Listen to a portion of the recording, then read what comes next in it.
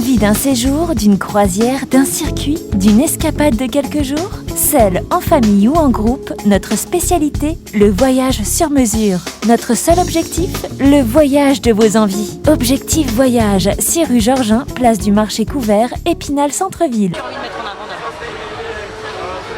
C'était, comme tu le dis, c'était la dernière en France. J'ai essayé de le savourer du début à la fin. Je retiens des bons souvenirs. Bien entendu, j'ai une grosse chute au milieu du programme cette chute fait mal. Non, je suis un homme heureux. Le public a su me remercier, a su être génial ce week-end. Je le sais que techniquement c'est dur. Je le répète, c'est pour ça aussi que j'arrête. Mais non, je suis un homme heureux, je fais le point sur... il me reste une compétition la plus importante et c'est vers là qu'on se prépare et je pense qu'en étant dans cette optique de préparation, ce que je peux constater c'est que ce que me disent mes coachs et ce que peuvent voir les gens, que ce soit aux 6 minutes ou dans le programme, je retrouve une aisance sur quelques sauts qu'il n'y avait pas depuis longtemps, je retrouve une aisance sur mes patins et ça sera le plus important pour les Europes. Au-delà de ça, moi, point de vue personnel, quand je fais le point, c'est un rêve qui est en train de se terminer doucement et je suis ému ce week-end, je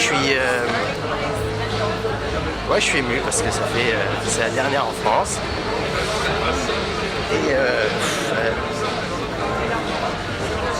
pardon, j'avais pas prévu ça. Mais non, ça fait bizarre parce qu'on va là, on dit c'est la dernière, mais on se rend pas forcément compte. Et je suis heureux d'avoir patiné avec cette intensité sur le programme court et le programme long. Et puis voilà, j'aurais fait de belles choses pour le patinage et on tourne la page. Mais voilà, il y a les Europes, je vais repartir au travail pour 3 semaines. Justement, un petit peu, le programme libre, il a un peu changé, non? Un petit peu, ouais. C'est un gros plaisir personnel aussi. Je voulais finir sur cette touche du Brésil. Parce que voilà, quand je vois d'où je viens et tout ce que j'ai pu faire. Voilà, on te laisse un peu de temps alors. Je voulais terminer là-dessus, comme je voulais terminer sur les championnats d'Europe. Je veux finir la belle histoire sur ça. Mais voilà, je suis quelqu'un de content, je suis très fier aussi pour Shafik qui le mérite. J'ai connu les deuxièmes places, les troisièmes après Brian et c'est vrai qu'il fallait le battre et je suis très content qu'il arrive à tenir de très grosses performances comme ça. Je lui souhaite de faire ça aux Europes et moi voilà, je me souhaite de corriger ce qui reste à faire pour les Europes et d'être excellent pour cette dernière compétition. Qu'est-ce que tu as envie de faire justement pendant les 3 semaines Continuer ce boulot, c'est vrai que c'était si court avec Nicolas en 3 semaines.